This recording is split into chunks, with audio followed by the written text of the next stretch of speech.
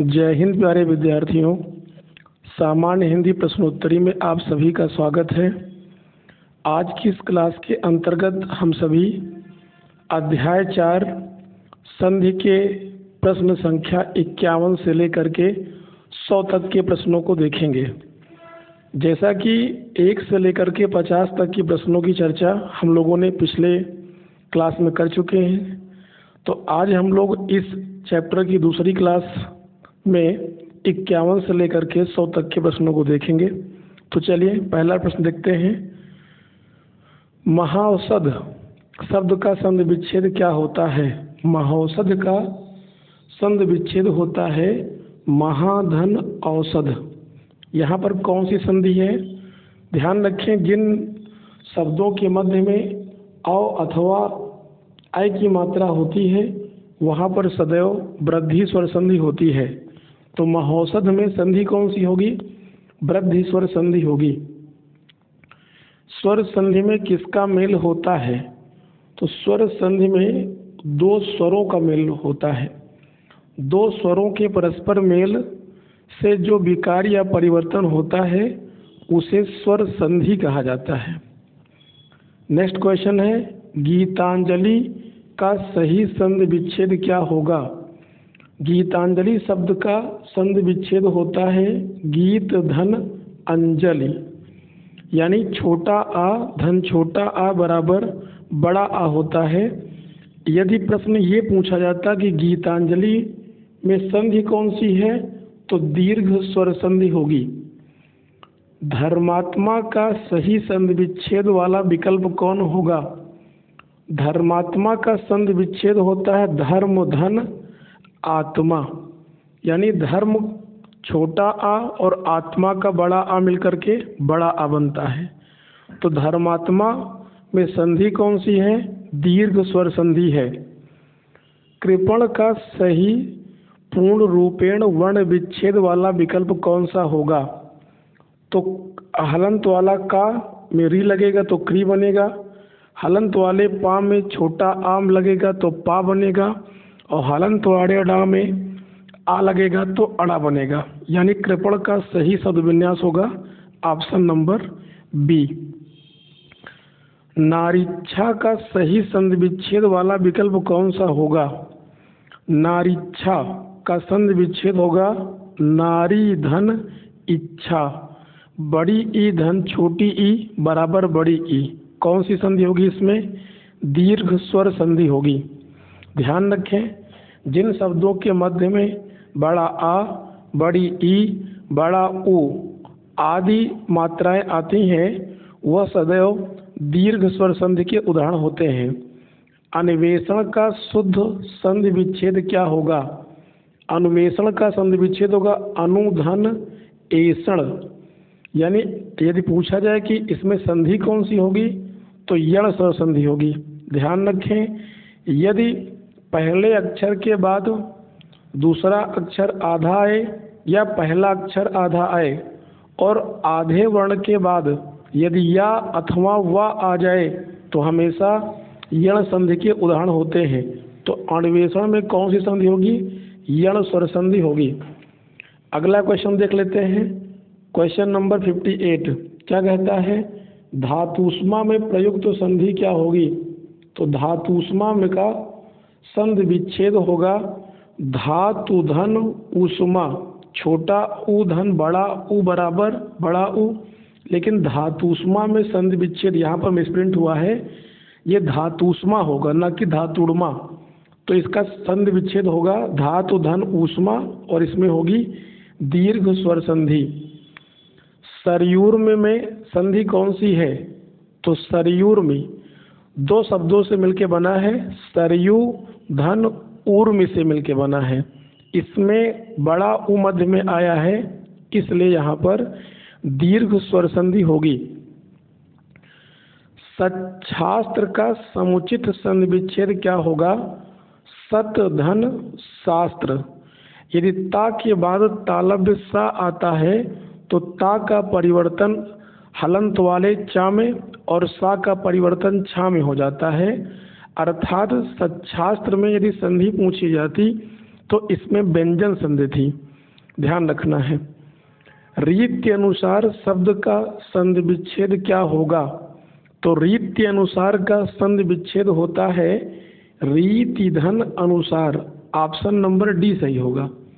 ध्यान रखें, रीत ई धन आ बराबर या। अगर प्रश्न ये पूछा जाता कि रीत के अनुसार में संधि कौन सी है, तो इसमें यण स्वर संधि होगी, क्योंकि अर्धवर्ण के बाद या वर्ण आया है। महाधन ईस का संधि विच्छेद संधि रूप क्या होगा?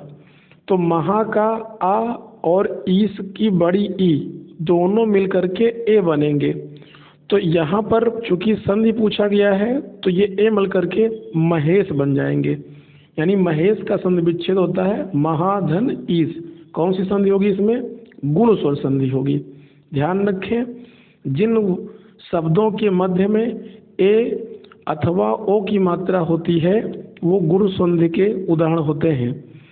दिग्दर्शन का संधि विच्छेद क्या होगा? तो दिग्दर्शन का संधि विच्छेद होता है दिग्धन दर्शन। इसमें संधि कौन सी होगी? तो व्यंजन संधि। का परिवर्तन गा में हो जाता है। वधूर्म का संधि विच्छेद क्या होगा? वधूर्म का संधि विच्छेद होता है वधु धन ऊर्मी। ऊर्मी माने होता है लहर। बड़ा ऊ धन बड़ा ऊ बराबर बड़ा ऊ। इसमें कौन सी संधि होगी? तो दीर्घ स्वर संधि होगी। सख्यागमन का सही संधि विच्छेद क्या होगा? सखी धन आगमन, बड़ी ई धन बड़ा आ मिल करके या बना है, तो सख्यागमन, सखी धन आगमन। बोले तो कौन सी संधि है? यण स्वर संधि है।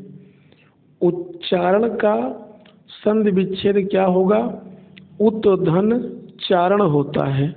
ता का परिवर्तन हलंत वाले चा में हो जाता है। तो इसका सही विकल्प होगा ऑप्शन नंबर ए। प्रश्न संख्या 67 देख लेते हैं। भूर्ध का संधि है, भूर्ध का संधि विच्छेद बताना है। तो भूर्ध का संधि विच्छेद होगा भूधन ऊर्ध। भूधन ऊर्ध यानी बड़ा ऊ धन छोटा ऊ बराबर बड़ा ऊ। कौन सी संधि होगी यहाँ पर? दीर्घ स्वर संधि। अगला प्रश्न देख लेते हैं। सत्याग्रह का सही संधि विच्छेद क्या होगा? तो सत्याग्रह शब्द का सही संधि विच्छेद बताना है, क्या होगा? सत्याग्रह शब्द का सही संधि विच्छेद सत्य धन आग्रह। बोले तो कौन सी संधि होगी यहाँ पर? दीर्घ स्वर संधि होगी। सत्याग्रह में सत्य धन आग्रह। ऑप्शन नंबर बी सही होगा, सत्य धन आग्रह। आ धन बड़ा आ बराबर बड़ा आ दीर्घ स्वर संधि। पवन का संधि विच्छेद क्या होगा? पो धन अन होता है। ओ धन आ बराबर वाह। कौन सी संधि होगी इसमें? आयादी संधि होगी।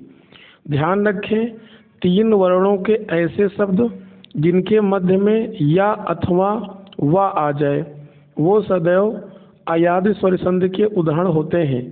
स्वर संधि का उदाहरण कौन सा है? तो नीरस की बात करें तो इसका संधि विच्छेद होगा निह धन रस, यानी इसमें विसर्ग संधि होगी। यदि अन्वय की बात करें तो अन्वय में स्वर संधि होगी और इसमें यण स्वर संधि आएगी। अन्वय का संधि विच्छेद होता है अनुधन अय होता है।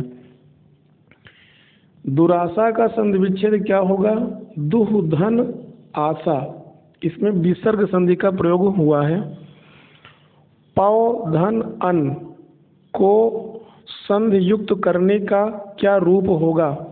तो पौ धन अन का संधि रूप होगा पावन।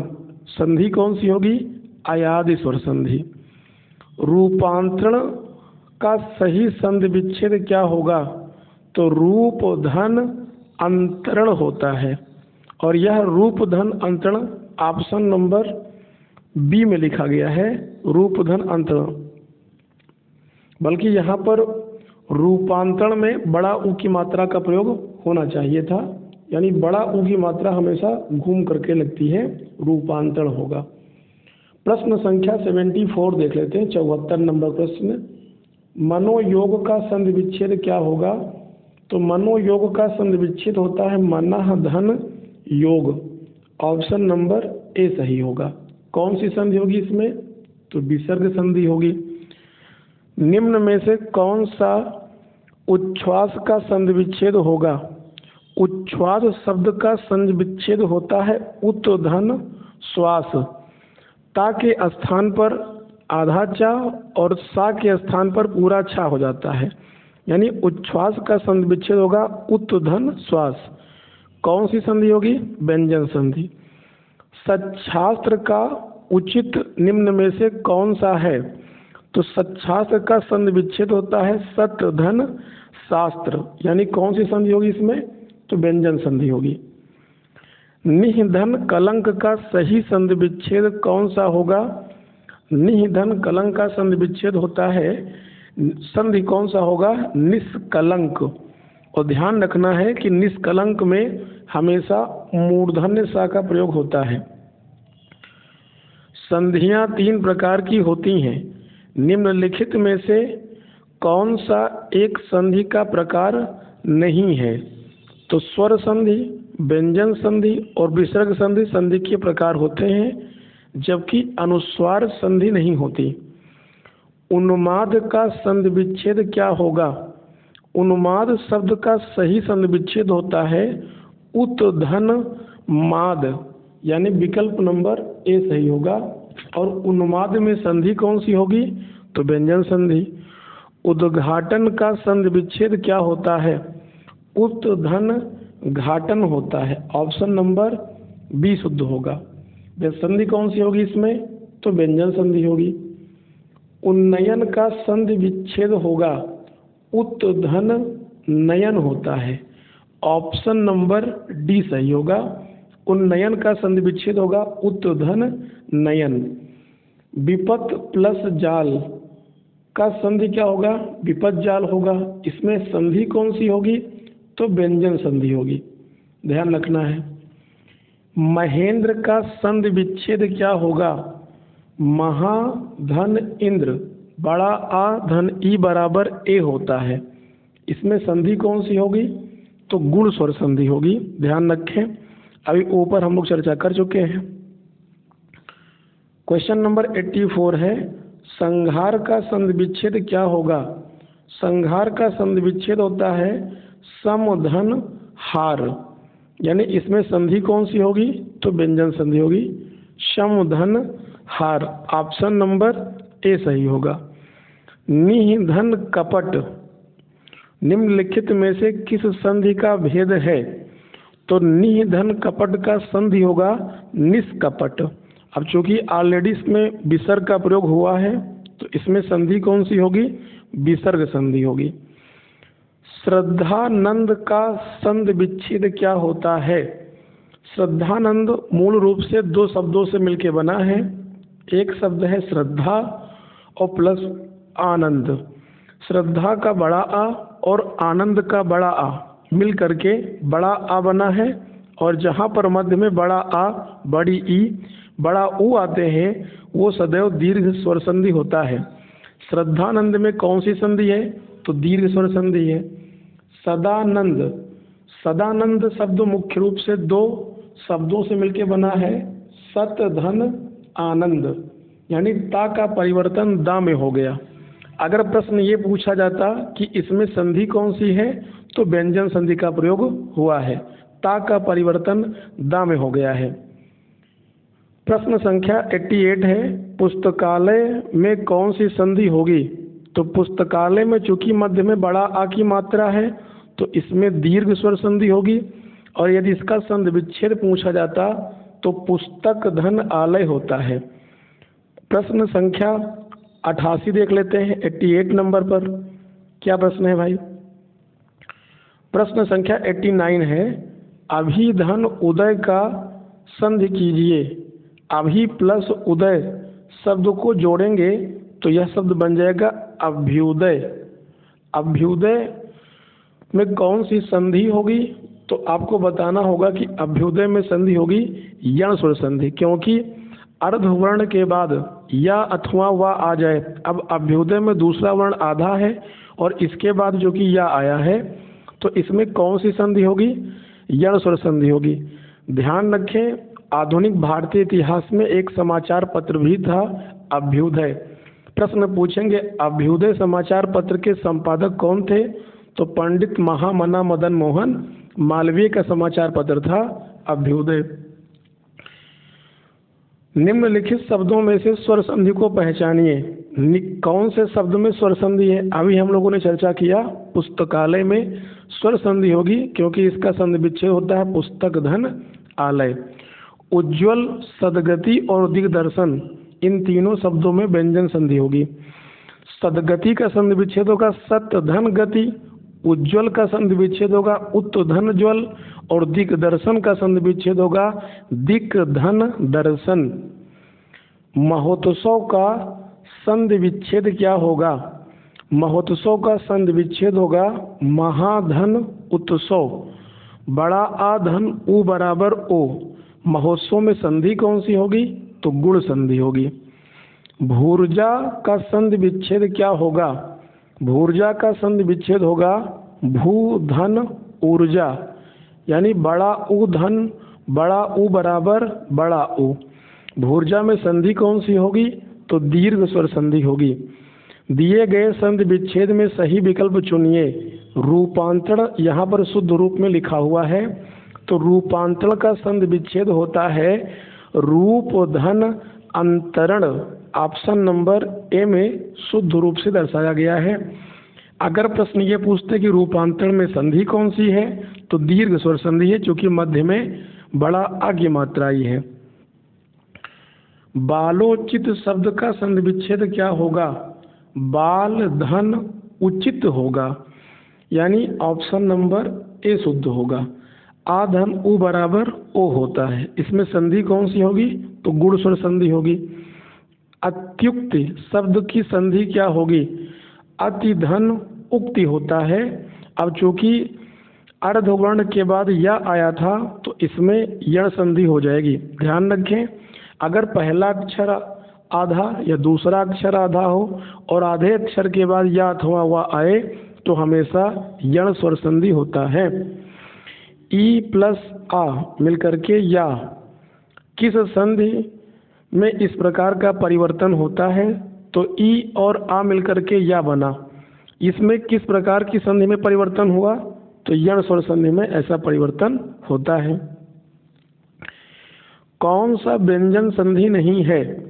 व्यंजन संधि का उदाहरण कौन सा नहीं है? दिए गए विकल्पों में चयन करना है। तो रसायन में ध्यान रखें, व्यंजन संधि नहीं है, बल्कि इसमें स्वर संधि होगी। रसायन का संधि विच्छेद होता है रस धन अयन। अयन माने होता है गाथा, यानी रस की जो गाथा है वही रसायन है। जबकि वागजाल का संधि विच्छेद होगा वाक धन जाल, तद्धित का होगा तत् धन हित और उद्धरण का संधि विच्छेद होगा उत धन हरण होता है। विसर्ग संधि है, कौन विसर्ग संधि का उदाहरण कौन सा है इसमें? तो नि धन कर्म बराबर निष्कर्म होता है। तो निष्कर्म में कौन सी संधि होगी? विसर्ग संधि होगी। सदैव में वृद्धि स्वर संधि है, सदैव का संधि विच्छेद होगा सदा धन एव। गिरीश में दीर्घ स्वर संधि होगा, इसकी संधि विच्छेद होगा गिरि धन ईस। और संयोग का संधि विच्छेद होगा सम धन योग, यानी इसमें व्यंजन संधि का प्रयोग हुआ है। चलिए प्रश्न संख्या 99 देख लेते हैं। क्या लिखा है 99 में? पयोध का संधि विच्छेद क्या होगा?